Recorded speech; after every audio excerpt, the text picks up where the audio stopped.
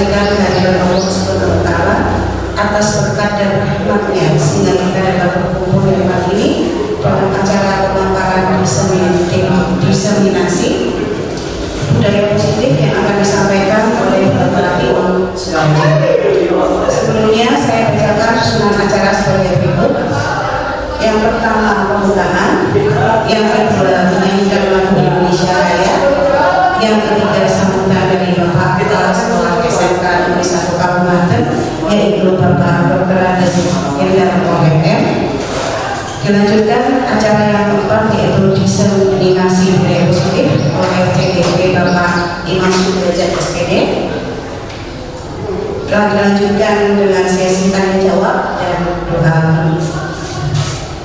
Kita mulai acara hari ini dengan pembukaan yaitu membaca basmalah bersama-sama. Selanjutnya acara menyanyikan lagu Indonesia Raya yang akan dipimpin oleh Ibu Nurul Ihsan yang dipersilakan kepada semua hadirin untuk berdiri mengikuti.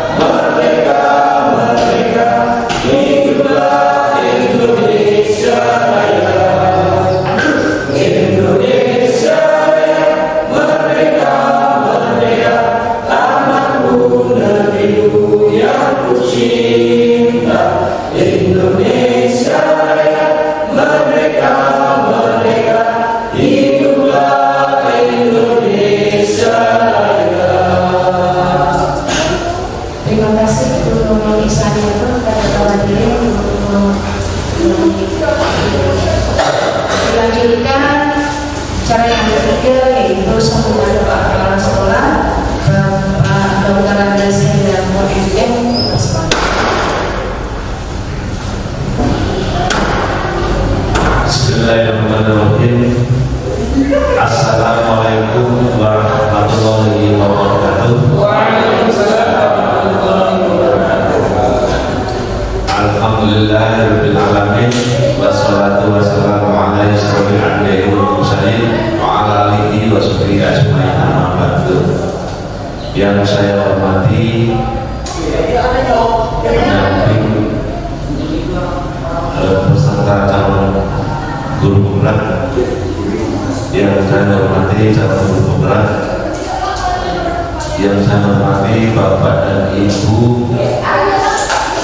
baik guru maupun karyawan, puji syukur mari kita selalu panjatkan kehadiran Allah Subhanahu wa Ta'ala, karena kita pada hari ini masih diberikan nikmat yang luar biasa sehingga kita pada hari ini bisa kumpul bersama dalam acara diseminasi dari saudara kita, rekan kita, yaitu Bapak Imam yang akan memberikan ilmu kepada kita semuanya yang kaitannya dengan penerapan budaya positif di sekolah.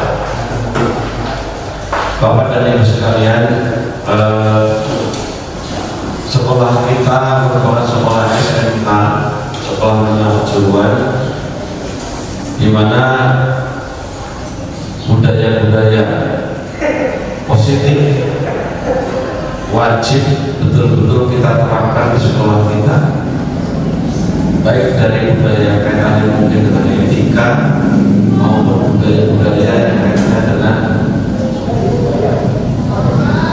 yang ada di industri, dengan harapan dari pengalaman saudara kita Pak Imam ini, kita berharap bisa menjadikan sekolah ini terus berkembang, terus menjadi lebih baik, supaya apa yang menjadi tujuan dari sekolah ini, apa yang menjadi visi sekolah ini betul-betul bisa tercapai. Allahumma amin.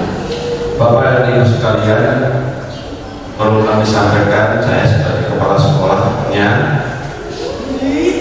saudara kita Pak Imam ini sudah mulai menerapkan apa-apa yang sudah didapatkan selama beliau mengikuti pelatihan, kemudian yang lalu sudah belajar juga membuat visi,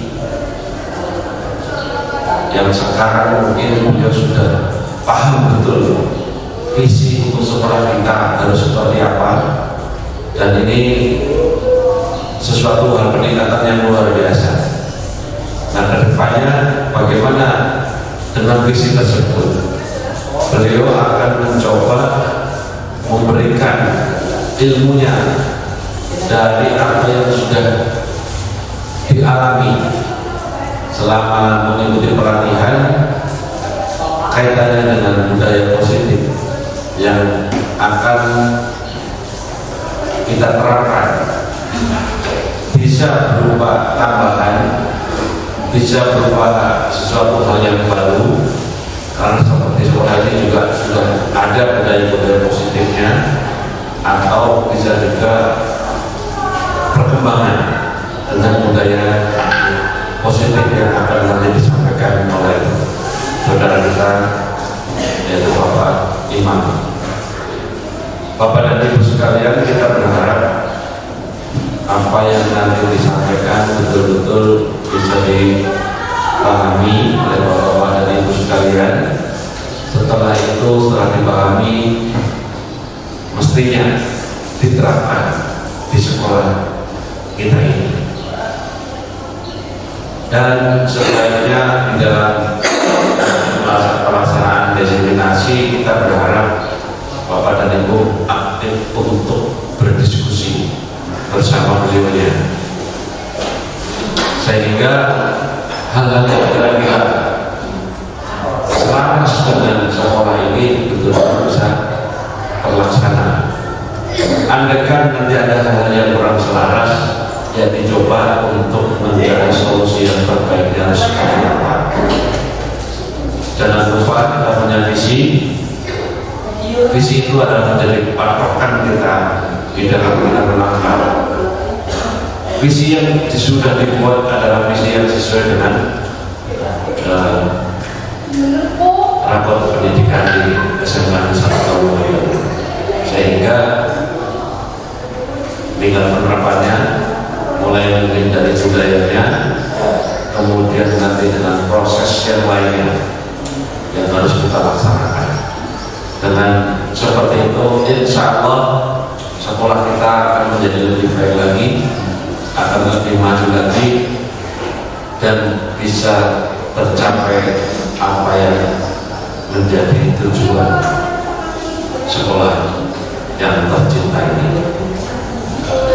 Untuk itu, saya berharap Bapak dan Ibu selalu sehat, selalu bahagia, sehingga di dalam mengikuti kita ini semuanya bisa berjalan dengan lancar. Demikian pembukaan dari saya. Berikutnya nanti monggo bareng-bareng diikuti, kita diskusi sama-sama, minta penjelasan kalau ada yang memang belum jelas, apa yang nanti dipaparkan oleh saudara kita Bapak Imam. Saya kira itu, mohon maaf apabila apa yang saya sampaikan ada hal berkenan bagi hati Bapak dan Ibu. Saya akhiri. Wabillahi taufiq wal hidayah. Wassalamualaikum warahmatullahi wabarakatuh. Terima kasih Bapak sambutannya. Untuk acara yang keempat adalah pemaparan materi diseminasi nilai positif kepada Bapak Imam Sudrajat SPD. Oke, kita tak hanya satu. Bismillahirrahmanirrahim. Assalamualaikum warahmatullahi wabarakatuh. Semangat pagi Bapak dan Ibu hebat semuanya. Ya. Bismillahirrahmanirrahim. Alhamdulillah wa syukurillah. Pertama yang kita akan puji syukur kepada Allah Subhanahu wa taala yang telah memberikan rahmat dan hidayahnya sehingga kita bisa berkumpul di pagi hari ini dalam acara diseminasi terkait dengan budaya positif di sekolah kita. Salawat serta semoga berserah pada junjungan Nabi kita Nabi Muhammad Sallallahu Alaihi Wasallam. Semoga kita termasuk umatnya telah yang mendapat syafaatnya di yaumul qiyamah. Allahumma amin. Bapak dan Ibu yang saya hormati, terutama Bapak Kepala Sekolah yang saya hormati, pada kesempatan kali ini izinkan saya memaparkan terkait aksi nyata modul 1.4 budaya positif, yaitu pengalaman dan pemahaman penerapan budaya positif yang ada di sekolah kita. Untuk budaya positif nanti ada beberapa materi yang akan kita bahas, kita sampaikan.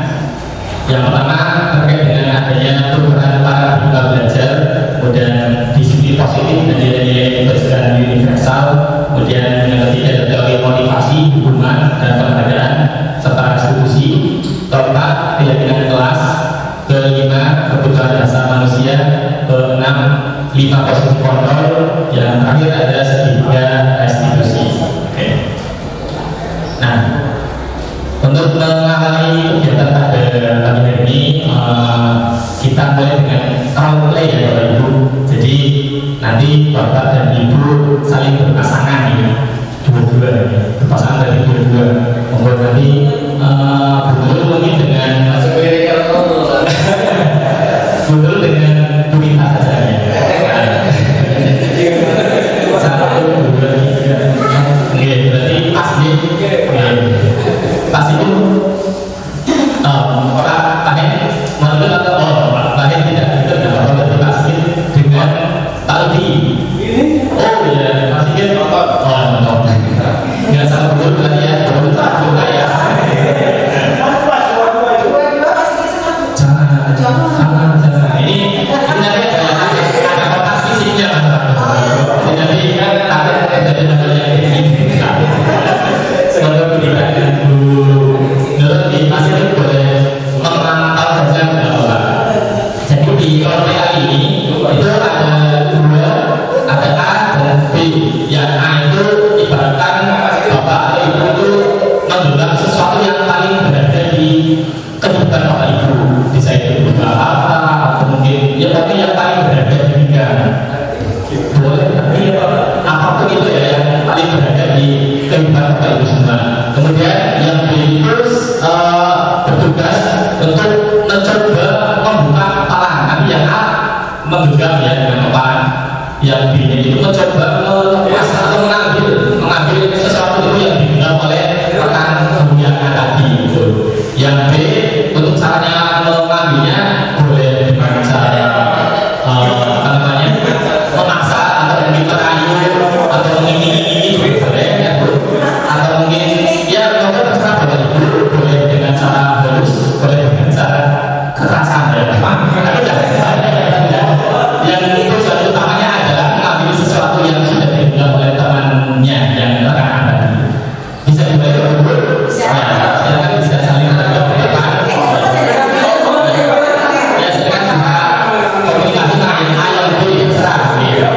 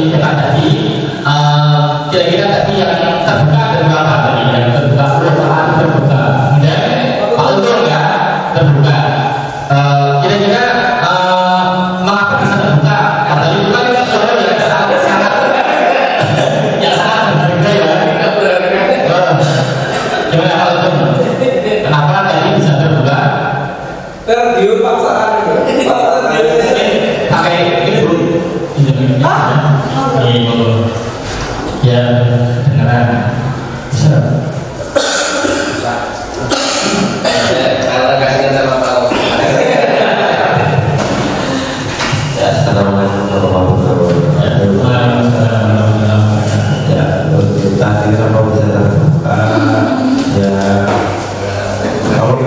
kalau dekat itu rasanya gimana gitu.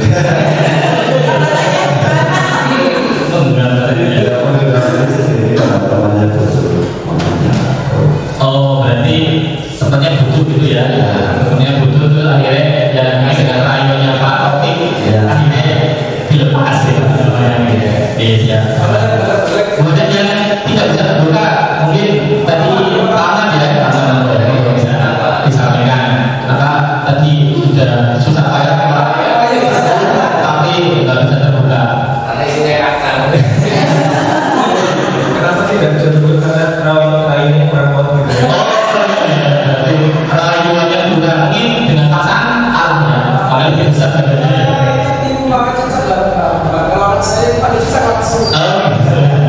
Oke, ya itu tadi terkait dengan yang namanya role play ya, role play terkait dengan adanya peran kontrol. Ini ada tadi kontrol yang disampaikan oleh Dr. William Besser, yaitu ada 4 yang pertama ada ilusi guru mengontrol murid. Jadi pada dasarnya itu kita tidak dapat merasa murid untuk berbuat sesuatu ya. Jika orang tersebut tidak mau ya, kita kalau memaksa murid melakukan apa yang kita inginkan, kalau pada dasarnya memang yang mau ya, murid tersebut biasanya akan menolak itu. Kemudian ilusi bahwa semua penguatan positif itu efektif dan bermanfaat. Nah, penguatan positif itu bisa berupa bujukan.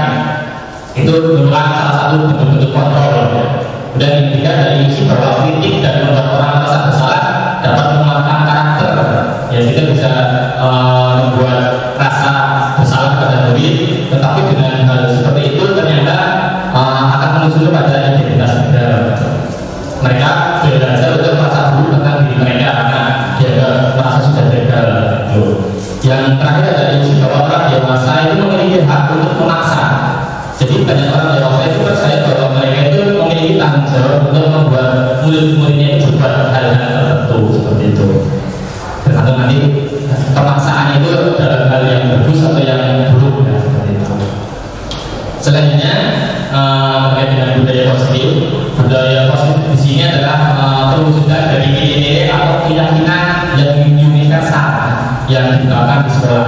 Jadi budaya positif di sekolah itu tidak dapat diciptakan secara instan.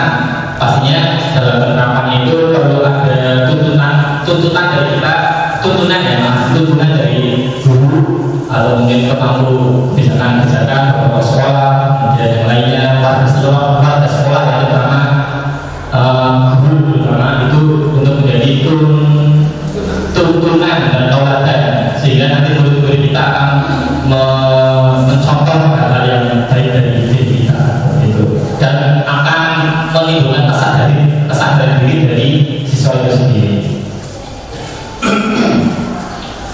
Nah, tadi ya tentang budaya positif itu tak lepas dari peran dan nilai seorang guru ya. Pada dasarnya kita itu harus seperti guru itu harus mampu menjadi pemimpin pembelajaran yang memiliki nilai berpihak pada siswa dan mandiri, kreatif, inovatif, reflektif, dan kolaboratif nanti sehingga dapat mewujudkan kepemimpinan siswa. Nah, intinya saya sendiri sebagai calon guru penggerak nanti pada rekan ibu semuanya untuk sama-sama menerapkan budaya positif yang sudah ada kita laksanakan, yang nanti mungkin ada yang baru mungkin itu bisa kita coba terapkan ke dalam pembelajaran kita atau secara umum pada lingkungan sekolah seperti itu.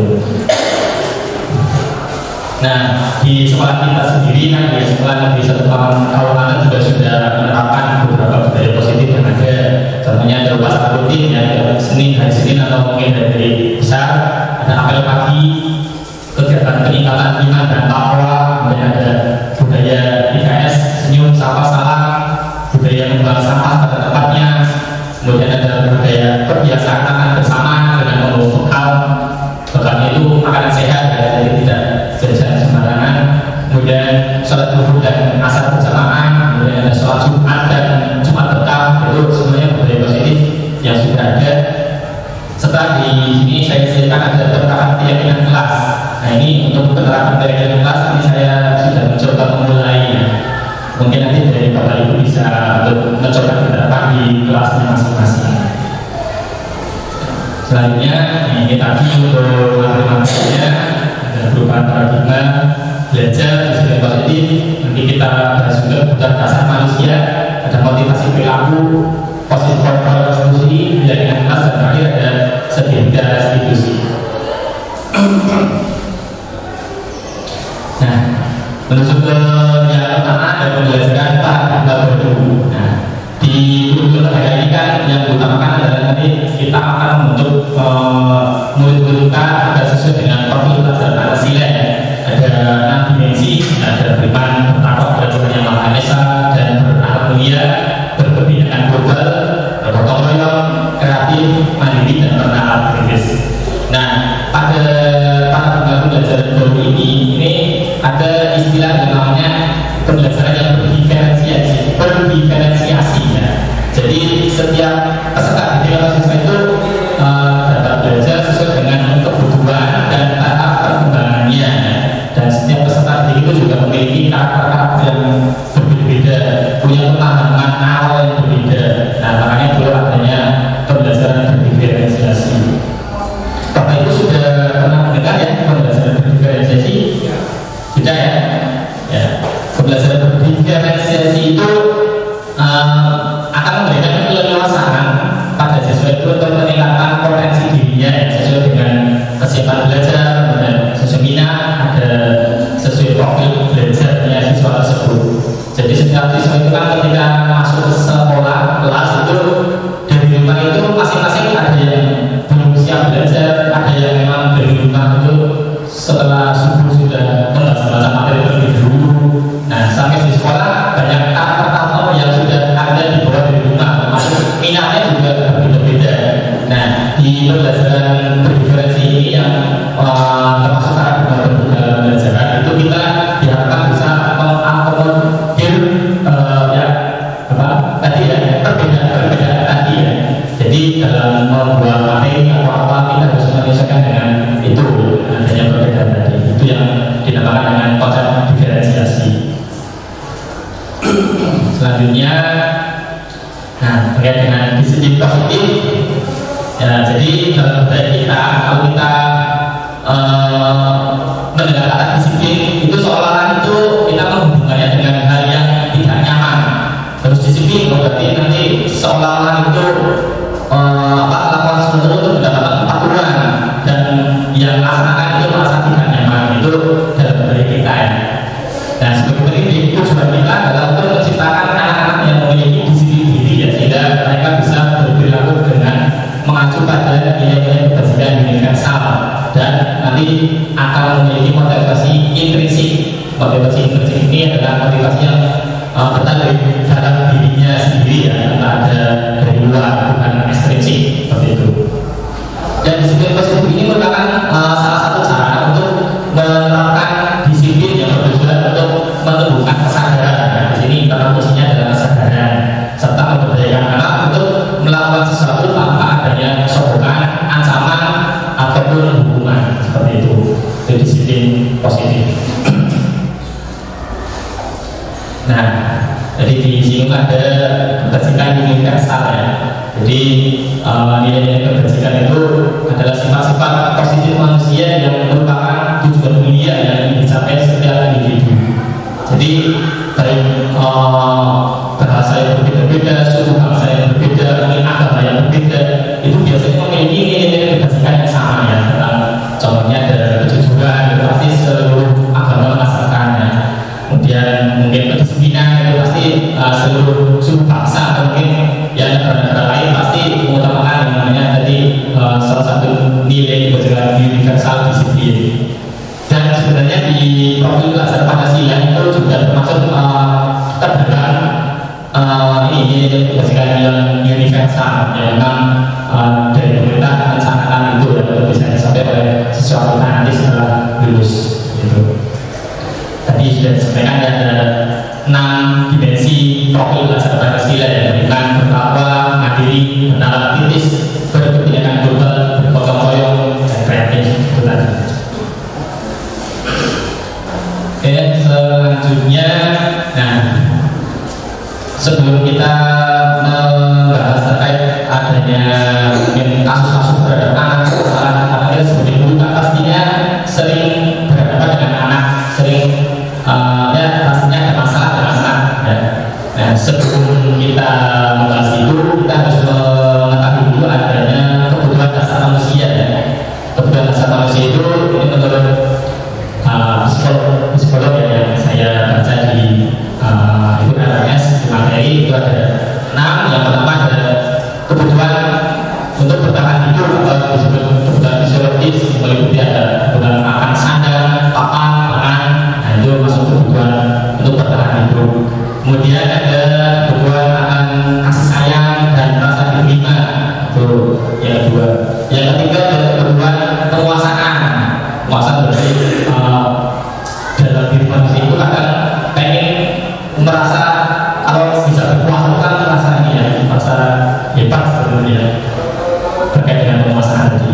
Kemudian kebutuhan tentang kebebasan. Jadi setiap diri itu kadang ingin merasa bebas. Kita saja sebagai guru ya, kadang-kadang pengen bebas. Mungkin kalau kemarin pas sidangnya error kan kita sedikit leluasa dalam ya masuk sekolah ya. Itu pada dasarnya kebutuhan dasar kita itu kebebasan juga ada dalam setiap diri manusia. Dan yang terakhir ada kebutuhan dasar terkait dengan kesenangan. Setiap orang, setiap diri siswa, kita guru itu pasti punya kebutuhan akan kesenangan ya, punya hobi pastinya ya. Ini saya mengundang guru-guru SK yang hobinya sama dengan main TikTok setiap hari, main TikTok pingpong ya, dengan TikTok kan pakai media sosial ya, kebutuhan akan kesenangan gitu. Selanjutnya terkait dengan motivasi perilaku manusia ya. Jadi kita dalam melakukan tindakan itu secara tidak sadar itu sebenarnya punya motivasi ya.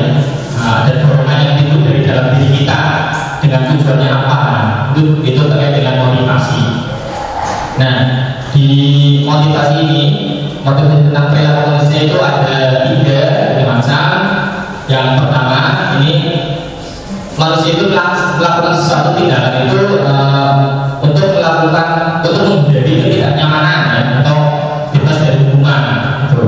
Contohnya kalau ini di lingkup sekolah, siswa itu kalau mungkin di hari Senin mau upacara, nah itu pakai sepatu hitam, kemudian pakai topi. Nah itu mereka melakukan itu ya biar nanti tidak dihukum dengan berbaris berbeda dengan yang lainnya seperti itu.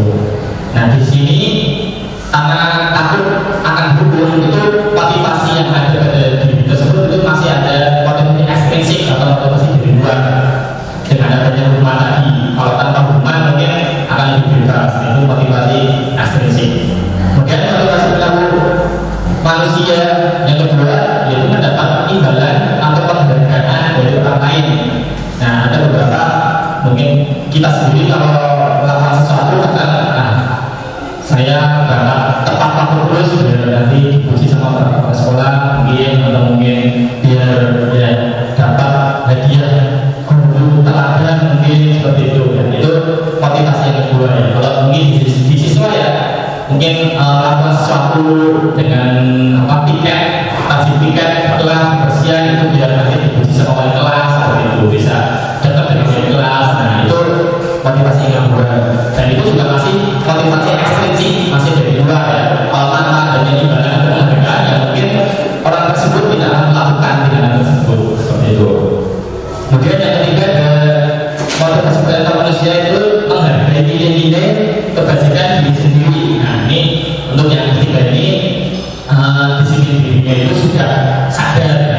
Orangnya atau siswanya itu sudah sadar bahwa dalam tindakannya tersebut sudah ada nilai-nilai kebajikan yang memang patut untuk dilaksanakan seperti itu. Jadi kan sudah disinggung tentang kebajikan universal. Nah kalau sudah sadar akan kebajikan nilai-nilai universal tadi, berarti anak tersebut atau orang tersebut sudah memiliki yang namanya motivasi intrinsik yang sudah ada di dalam dirinya. Itu terkait dengan motivasi perilaku. Selanjutnya ada konsep disiplin. Nah, jadi di dalam disiplin itu kadang kita menerapkan ada beberapa macam, ada hukuman, kemudian ada penghargaan, kemudian nanti ada konsekuensi, kemudian ada restitusi. Nah ini mungkin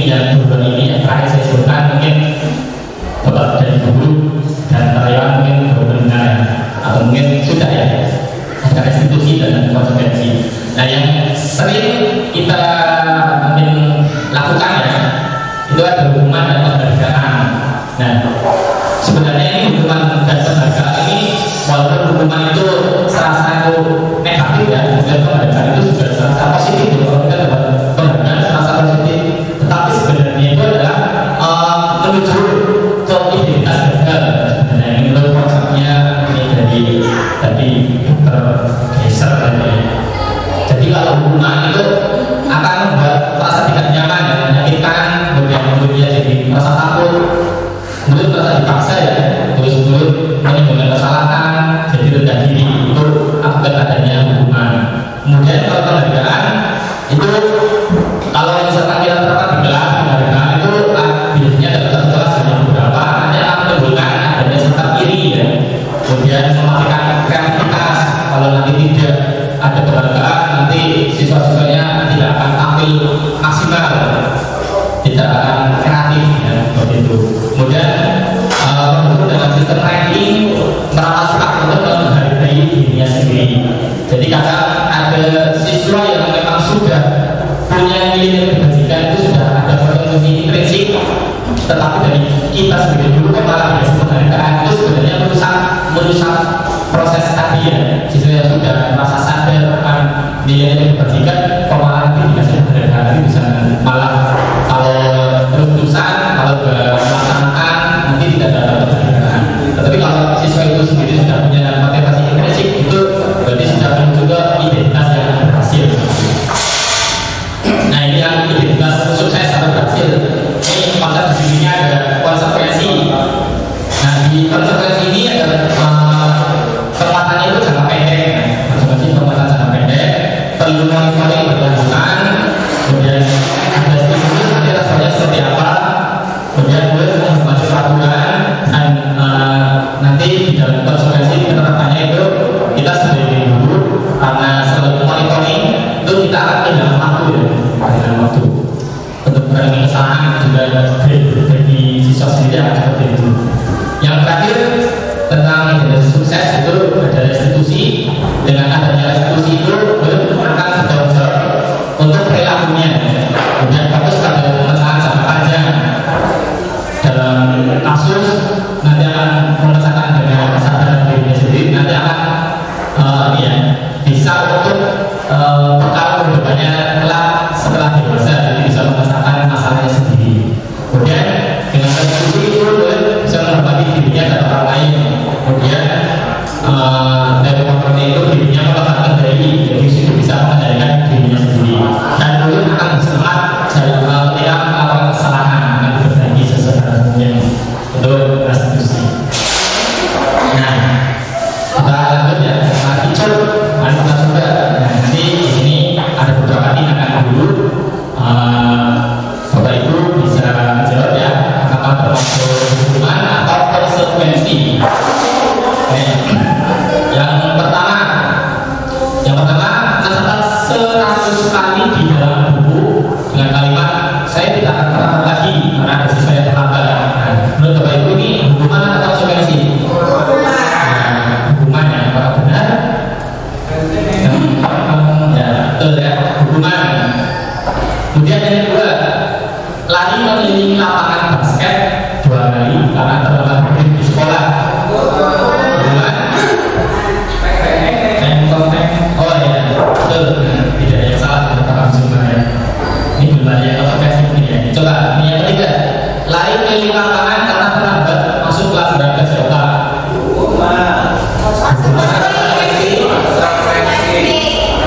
Ada yang hukuman tadi sudah sini ya. Ini ada konsekuensi. Kita lihat hukuman atau konsekuensi.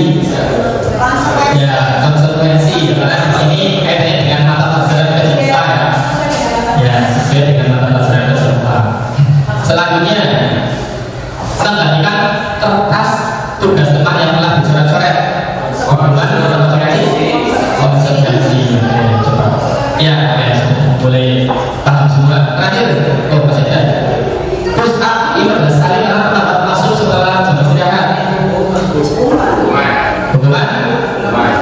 Kita lihat. Ya, hukuman. Ada lagi ya.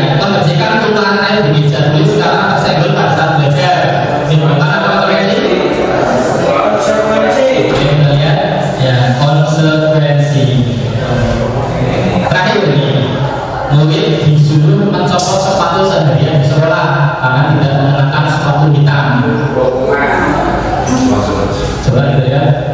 Ya, hubungan ya. Bapak Ibu sudah boleh paham ya antara hubungan dengan konsekuensi. Nah, sekarang lanjut ke restitusi. Restitusi itu apa sebenarnya? Ya, jadi di restitusi ini adalah proses menciptakan kondisi bagi murid untuk memperbaiki kesalahan mereka sehingga mereka bisa kembali pada kelompok mereka dengan karakter yang lebih baik menurut dosen. Jadi ada kesadaran dalam diri dan memperbaiki kesalahan agar bisa menjadi orang yang lebih lebih baik. Ciri-cirinya di sini ada restitusi itu bukan itu menebus kesalahan, tetapi belajar dari kesalahan. Ketika melakukan kesalahan bukan ditebus tapi belajar dari kesalahan tersebut. Nanti kedepannya akan seperti apa untuk memperbaikinya ya. Kemudian memperbaiki hubungan. Nah, dalam restitusi kan ada namanya ya hubungan, pasti ada hubungan dengan orang lain ya. Itu awalnya ada kesalahan, kalau diselesaikan dengan cara restitusi akan memperbaiki hubungan. Kemudian tawaran, bukan pasangan. Jadi di restitusi itu sebuah tawaran. Nanti kita akan membahas lebih lanjut tentang sebuah restitusi di dalamnya nanti ada ya, termasuk penawaran dari guru kira-kira akan memperbaikinya seperti apa gitu.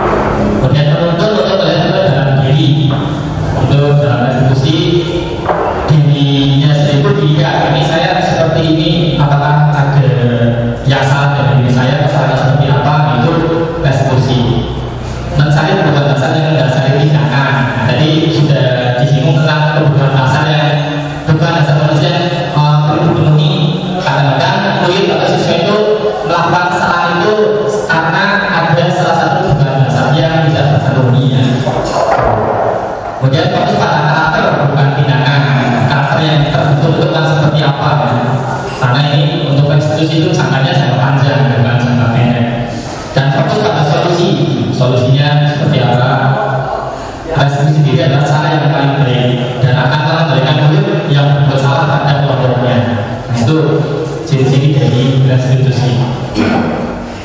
Nah, ini ada contoh kasus ya. Ada siswa yang tidak melaksanakan PR. Nah, ada 3 tindakan dari disiplin yang dilakukan, ada hukuman, konsekuensi, dan restitusi.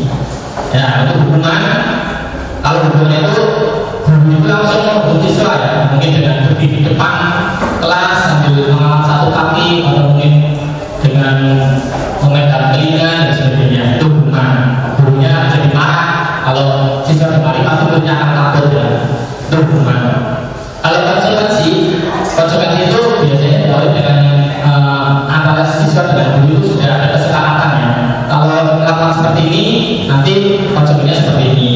Nah, dengan adanya konsekuensi itu, guru kalau tadi di sini kasusnya tidak melaksanakan PR, ini konsekuensinya mungkin guru memberikan PR yang 3 kali lipat dari yang tadi tidak dikerjakan.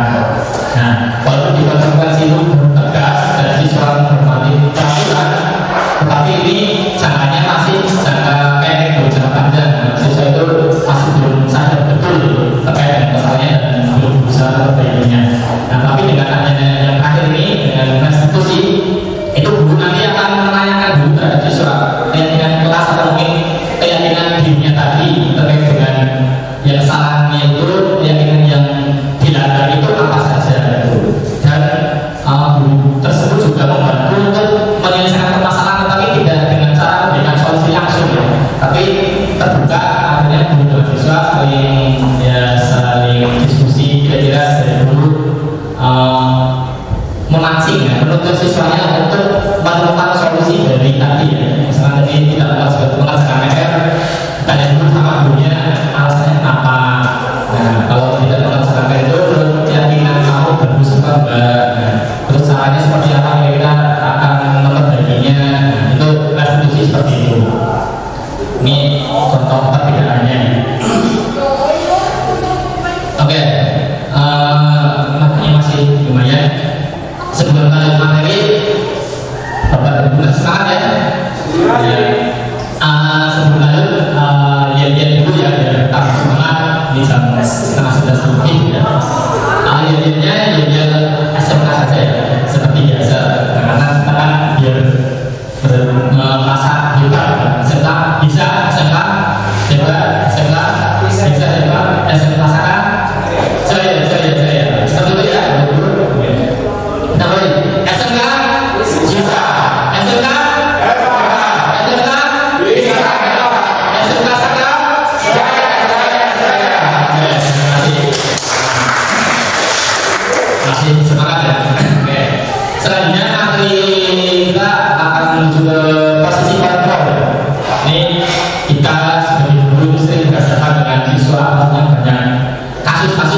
kita lalui ya. Nah, dalam menangani kasus itu ada beberapa posisi yang mungkin kita ya pernah berada di situ. Ada yang pertama sebagai pendukung, kemudian merasa bersalah, yang ketiga sebagai teman, yang keempat pemantau, dan yang terakhir adalah posisi kontrol manager. Ini ada 5 posisi kontrol ini. Nah, kira-kira kalau kita introspeksi diri ke diri kita sendiri, Bapak Ibu, kita lebih sering yang mana ini?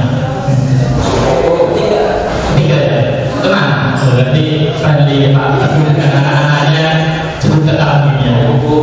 Pendukung ada ya, saya jujur saya juga dulunya sering sebagai ini pendukung ya, tapi terkait dengan adanya waktu ini belajar dari ini ya, dengan disiplin diri, posisi kontrol dan mencoba belajar ya belum bisa manajer ya, saya ini termasuk susah ya, tapi sudah saya coba ya, tapi sebagai manajer.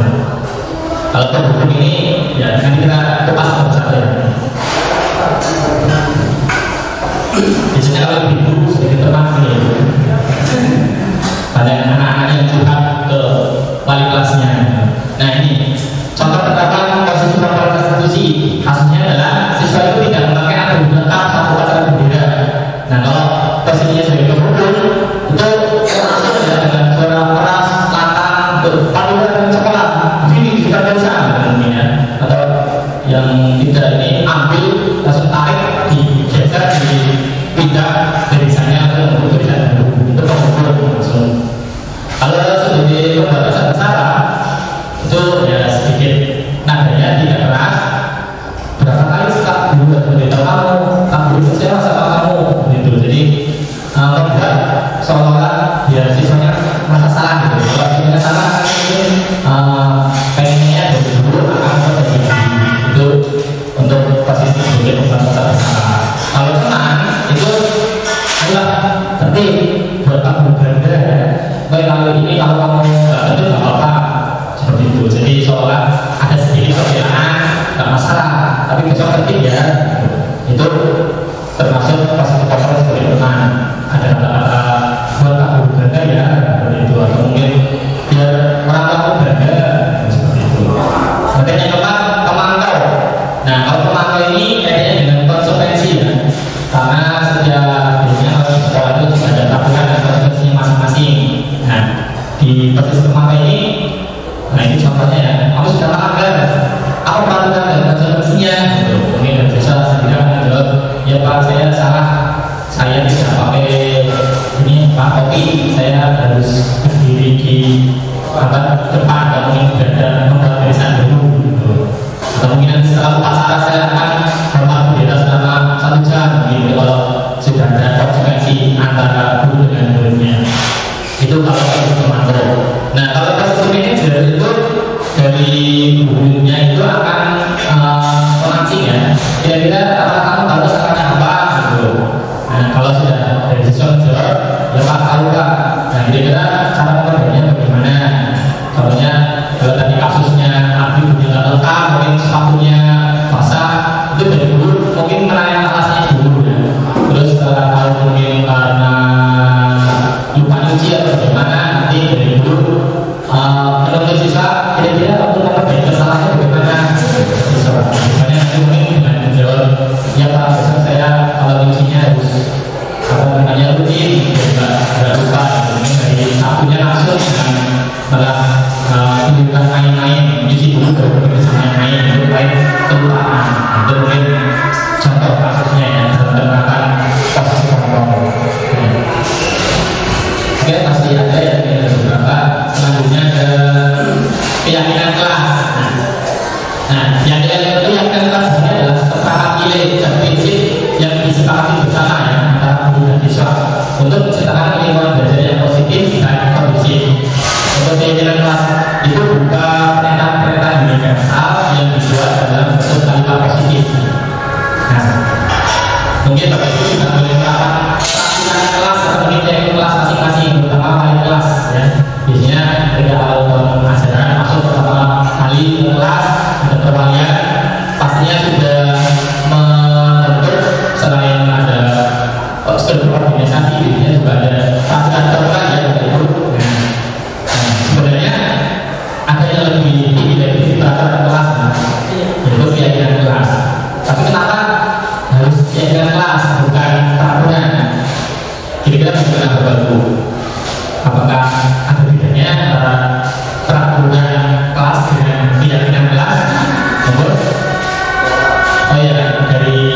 Arif mungkin.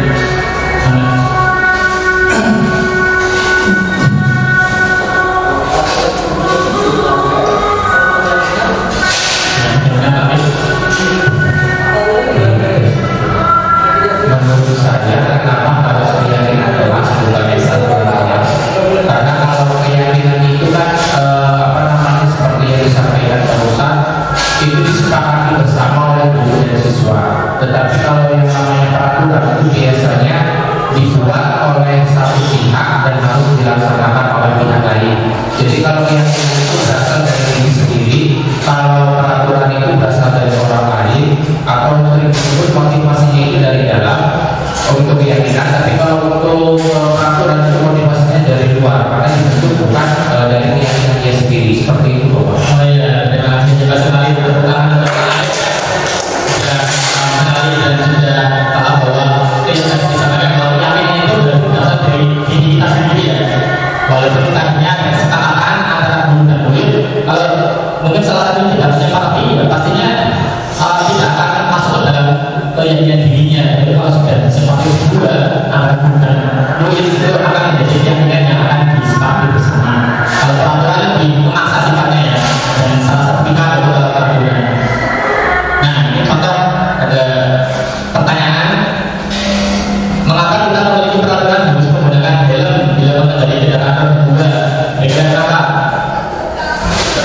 Apa karena biar tidak hilang safety ya, sangat untuk safety, untuk keamanan untuk keamanan keselamatan ya. Kemudian mengapa kita memiliki peraturan menggunakan tepat waktu sekolah? Kalau kita tanya mau duduk, apa kita disiplin waktu ya, sekali ya. Jadi tidak karena hanya harus ya harus sudah datang di sekolah itu karena itu ya. Tapi karena itu disiplin diri kita ya. Selanjutnya, nah ini beberapa ala-ala dalam pembentukan keyakinan kelas. Bagaimana pembentukan keyakinan kelas terbentuk? Nah ini keyakinan kelas itu lebih abstrak dari peraturan. Berupa pernyataan universal, kemudian dalam bentuk positif. Jadi kata-kata dan peraturan dilarang, nah itu diubah dalam bentuk seperti itu. Atau mungkin tidak boleh, itu nanti diubah dalam bentuk yang lebih positif. Itu keyakinan. Terus sedikit kata kemudian diingat, kemudian juga dari kondisi kelas dan sekolah kemudian diterapkan, dan semua warga kelas dan sekolah dilibatkan saat membuat keyakinan kelas. Ini ada beberapa peraturan dan keyakinan. Ini kalau di peraturan selalu kembalikan buku ke tempatnya. Kira-kira keyakinannya apa nih? Kalau di buku harus dikembalikan ke tempatnya. Tanggung jawab. Oh iya, betul. Keyakinannya adalah tanggung jawab. Selanjutnya dilarang mengganggu orang lain. Nah, keyakinannya apa? Kalau dilarang mengganggu orang lain?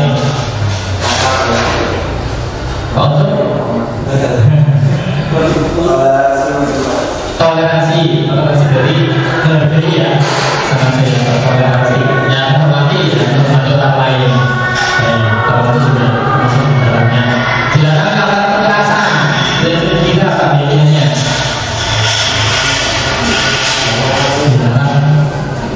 Apa bu? Menghargai orang lain ya. Ya, menghargai orang lain dan keselamatan. Tidak ada keselamatan biar selamat orangnya.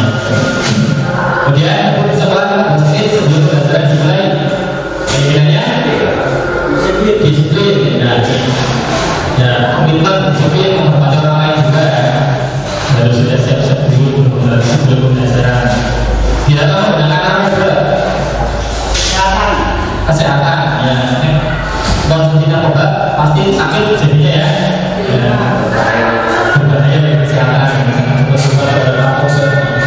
Ya, keyakinannya adalah terkait dengan kesehatan.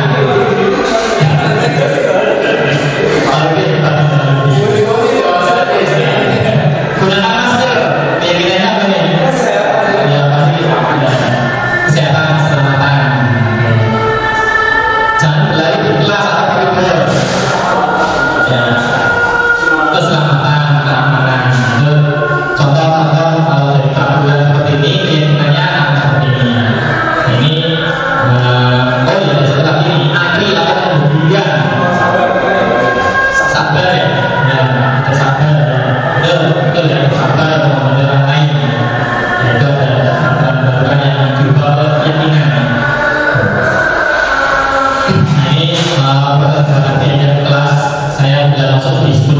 juga berita ya bilang Bu, ini saya sudah mencoba menerapkan terkait dengan keyakinan kelas. Jadi saya tidak langsung peraturan dalam pembelajaran saya seperti ini, itu tidak, tapi dengan diskusi dengan anak-anak. Ini saya menggunakan aplikasi Padlet dan lumayan banyak keyakinan anak-anak, tetapi tidak semuanya bisa sepakat bersama. Karena contohnya ada anak yang Pak, saya benar-benar pengen sambil dengerin musik. Nah, itu kan mungkin dari intinya itu antara biar bebas, biar masuk ke otak, tetapi mungkin itu kan teman-teman yang lain jadi nanti tidak bisa disepakati menjadi keyakinan kelas. Jadi yang jelas dalam penggunaan keyakinan kelas itu perlu adanya apa tadi interaksi, kemudian kira-kira kalau seperti ini setuju atau tidak, itu pilihannya. Ini prosesnya seperti ini di 10 ayat 2 beberapa kesepakatan yang kelas yang disepakati. Ini kalau di pembelajaran saya tadinya dari anak saya contohkan tidak boleh buka HP itu, tetapi karena saya juga terkadang belajar menggunakan HP ya, pastinya nanti akan mengganggu kalau tidak pakai HP. Dia juga ya dibuka menjadi menggunakan HP dengan bijak. Itu salah satunya yang contoh seperti itu. Yang jelas kalau keyakinan kelas itu harus ada diskusi dulu ya, diskusi dalam pendapat kira-kira ini kayaknya seperti apa, seperti itu. Selanjutnya kita masuk ke segitiga restitusi. Nah, di segitiga restitusi ini adalah proses penciptaan kondisi bisa untuk terjadi kesalahan mereka sehingga dapat kembali pada kelompok mereka dengan cara yang lebih kurang. Nah, untuk segitiga restitusi akan memberikan kesempatan pada siswa untuk disiplin positif dan memulihkan diri dari kesalahan sehingga memiliki tujuan yang jelas. Ini ada segitiga yang didapatkan dalam restitusi. Yang pertama yaitu menstabilkan identitas, kemudian validasi tindakan yang salah, kemudian menanyakan keyakinan. Ini kalau kita menemui kasus dengan anak ya, itu pertama kalau kasusnya mungkin anaknya masih emosi, itu perlu kita stabilkan terlebih dahulu ya, stabilkan emosinya terlebih dahulu. Dari yang tadinya mungkin marah-marah seperti apa itu kita ibaratnya bahasanya dihubungi gitu. Ya kamu melakukan kesalahan seperti itu biasa, manusia pasti melakukan kesalahan. Itu contoh menstabilkan identitas. Nah, kalau sudah stabil identitasnya, kemudian divalidasi dengan tadi yang sama siswa dilanggar atau kesalahannya apa, itu divalidasi dulu, divalidasi apakah benar seperti itu. Mungkin pastinya kamu punya alasan yang sampai berbuat seperti itu. Itu untuk yang kedua, validasi dengan masalah. Terakhir yaitu menanyakan keyakinan. Kalau sudah melalui dua tahap tadi, yang terakhir yaitu keyakinan kelasnya itu apa tadi yang kita sepakati. Kita kan sudah sepakat tentang keyakinan kita, jadi kamu melanggar. Nah, kira-kira keyakinan kelas apa yang kamu langgar itu. Terus kalau dari anak itu sudah sadar, oh ya saya melanggar keyakinan mungkin kejujuran atau apa. Nah, itu kemudian dari guru selanjutnya ya ini Pak, kira-kira untuk memperbaiki kesalahan itu seperti apa. Itu terkait dengan segitiga restitusi yang terakhir menanyakan keyakinan. Iya. Ini tadi tahapannya ya. Ini tadi sudah saya jelaskan sedikit. Nah, ini tadi terus tentang identitas itu yang istilahnya bahasa kita mungkin dengan dunia. Masalah itu hanya manusiawi. Saya juga pernah salah. Semua orang pasti punya salah. Tinggal nanti bagaimana cara memperbaikinya. Itu menstabilkan identitas. Kalau di yang kedua, ini menanyakan. Pastinya anak itu kalau melakukan kesalahan biasanya itu ada kedua dasar yang belum terpenuhi ya. Mungkin anak sekolah kemudian tidur terus ketika kita belajar kalau anak tidur kalau kita langsung marahi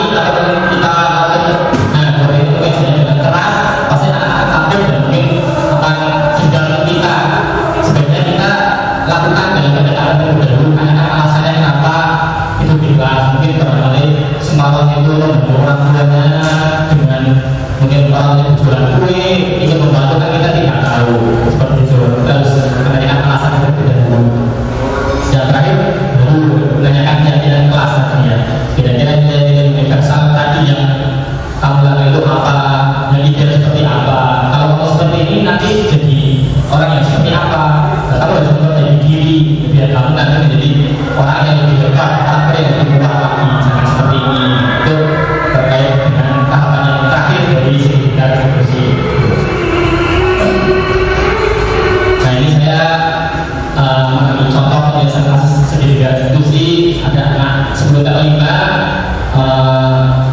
pada saat ulangan nilainya terputus. Nah ternyata ada temennya laporan bahwa itu nyontek Pak seperti itu. Saya panggil, kemudian saya tanyakan dulu ya, kenapa nyontek apa benar gitu. Nah ini si Agustinanya aku ya, dia Pak nyontek karena tadi malam menghadiri hajatan saudara jadi tidak sempat belajar gitu. Akhirnya saya ya beberapa kesalahan kan pasti buat manusia ya. Nanti kita berbeda seperti apa. Nah setelah saya tahu alasannya, kemudian saya menanyakan idenya apa yang tidak kamu gitu. Ya bilangnya terus juga Pak seperti itu dari Agustina. Kemudian cara memperbaikinya, nah di dalam segitiga restitusi itu misalkan yang solusi untuk masalah itu dari siswa sendiri ya, jangan dari guru langsung. Kalau dari guru langsung nanti anak itu akan ketergantungan kalau dapat masalah seperti ini, tanya solusi seperti apa. Tapi dengan cara yang memancing, dengan menuntut ya, kira-kira kamu akan terus seperti ini, tidak justru cara memperbaikinya bagaimana gitu. Ini baik aslinya ini nanti akan memperbaiki dengan mengikuti ulang susulan karena belajar terlebih dahulu. Katanya pas ulangan itu tidak belajar karena tidak ada waktu, jadi karena sedang menghadapi kesalahan saudaranya. Ini contoh kasus penjelasan dengan segitiga restitusi. Nah ini terakhir ya, ada studi kasus ya. Ini ada Iva baca dari keluarga bertahun karena orang tuanya baru saja bercerai. Nah di sekolah dia belum menguasai pelajaran matematika sehingga pada saat belajar langsung dia belum banyak berdiam diri atau menggambar di buku pelajarannya. Pada saat buku matematikanya suka saya menanyakan pertanyaan, Iva menjadi gugur dan tak sengaja menjatuhkan tasnya dari kursi serta tiba-tiba menjadi backup pada saat berupaya menjawab. Seluruh kelas pun pertama melihat perilaku Iva yang bicara tergagap dan terkejut tersebut. Pak saya pada saat itu membiarkan teman-teman Iva menertawakan Iva yang tergagap dan malu luar biasa. Nah malahan kita Iva untuk maju ke depan dan berdiri di depan kelas sambil disuruh menunjuk ibunya karena tidak bisa menjawab pertanyaan dari Pak saya. Akhirnya kelas makin ramai betul dan anak-anak pun tertawa melihat Iva di depan kelas memegang wujud ibunya. Nah dari kasus ini ada beberapa pertanyaan ya. Ini mari kita diskusi bersama-sama. Pertanyaan pertama, kira-kira apakah Anda setuju dengan tindakan Pak Seno terhadap Iva? Bapak Ibu? Setuju? Tidak. Alasannya mungkin salah satu bisa mengutarakan alasannya kenapa. Siapa yang mau? Pak Budi tadi paling semangat sendiri.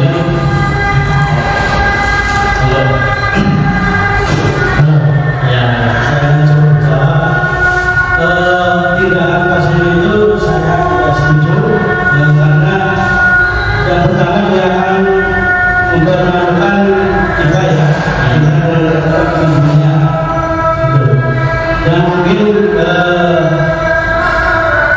harusnya mungkin kita panggil saja kita bicarakan dengan baik, kasih pengertian seperti apa. Terima kasih ya. Terima kasih untuk tangan ke Pak Budi ya. Ini Pak Budi sudah menjawab langsung dua pertanyaan ya. Pertanyaan belum dibacakan yang terakhir jawab ya. Jika ada sudah Pak Seno bahwa tadi Pak Budi sudah menjawabkan di kami itu lebih dulu juga ada Pak Budi di kami dulu dimulai alasannya tidak fokus dalam pelajaran seperti apa artinya apa harus dulu seperti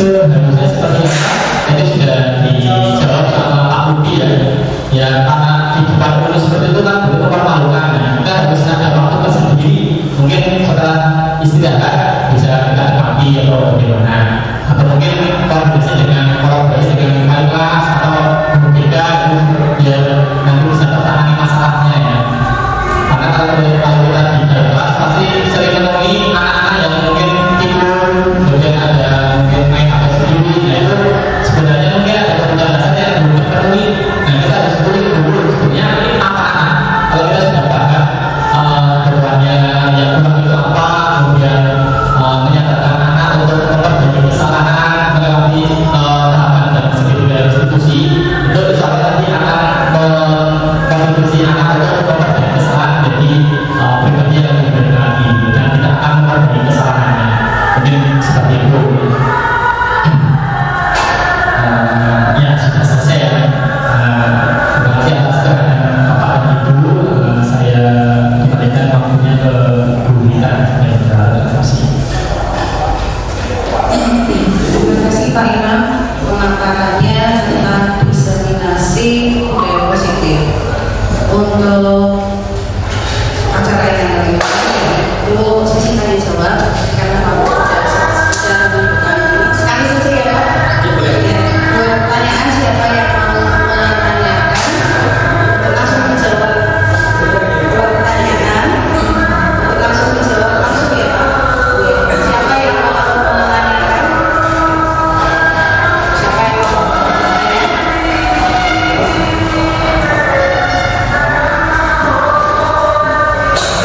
Apa sumber Pak Betul? Sumber Pak Betul. Ya, assalamualaikum warahmatullahi wabarakatuh. Terima kasih sebelumnya ini mau menanyakan bahwasanya terjadi proses yang seperti tadi aksen awal itu untuk penanganannya karena kasus anaknya itu jadi penanganan secara restitusinya nanti secara alurnya banyak sekali. Terima kasih pertanyaannya untuk sebenarnya saya jawab ya tadi IPA ya IPA tadi Serpon ya. Nah secara penanganan kasusnya itu ini kasus yang pasien itu yang IPA tadi yang ini ini kita dulu sering mendapati siswa-siswa kita juga ternyata di kehidupan rumahnya itu dengan orang tua keluarganya itu ternyata tidak baik saja ya banyak yang berkembang mungkin hidup bersama perannya dari kecil dengan perannya malah ada yang tidak pernah ketemu dengan ayahnya dan seperti itu banyak sekali kasus yang terjadi dalam kehidupan kita ya seperti itu. Nah untuk menangani kasus tersebut karena itu kan berpengaruh terhadap tindakan di kelas ya biasanya ya anak-anak yang berpengaruh itu di kelas ya biasanya tidak fokus atau mungkin mencari perhatian terhadap teman-temannya dengan bertindak yang mungkin sedikit nakal nah itu biasanya cara meluapkannya seperti itu dan guna mendapatkan tadi kebebasannya kasih sayang makanya di sekolah itu pengen mendapatkan perhatian dari teman-temannya dan teman-temannya saya kurang enak dari teman-temannya atau dari kita sebagai guru yang tidak fokus dalam belajar tidak ya belajar sendiri seperti itu caranya dengan tadi sudah ada tahap segitiga itu restitusi kita tahap pertama yaitu menstabilkan identitas kita panggil anaknya mungkin dengan bantuan wali kelas atau dengan guru BK itu bisa mungkin kita bisa berbuat terlebih dahulu ya sebelum ke wali kelas atau ke guru BK tanyakan alasannya kenapa tidak harus seperti itu kita klik sebenarnya apa yang kurang luar dasar apa yang kurang dari diri anak tersebut kalau sudah tahu tujuan yang kurang apa nah kita coba memberikan motivasi ya kalau anak tersebut tadi karena berkenal mungkin kita bebaskan masukan ya mungkin kasih sayang itu kan tidak harus dari orang tua tidak dari kita juga juga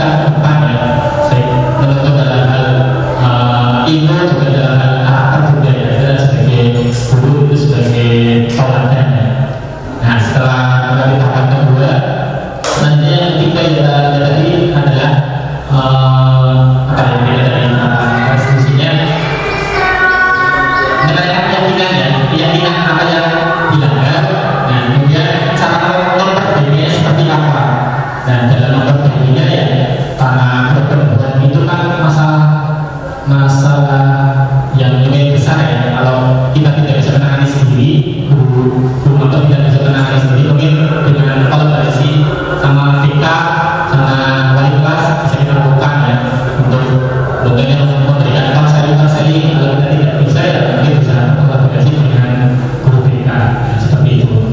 Mungkin seperti itu Pak Guru. Ya.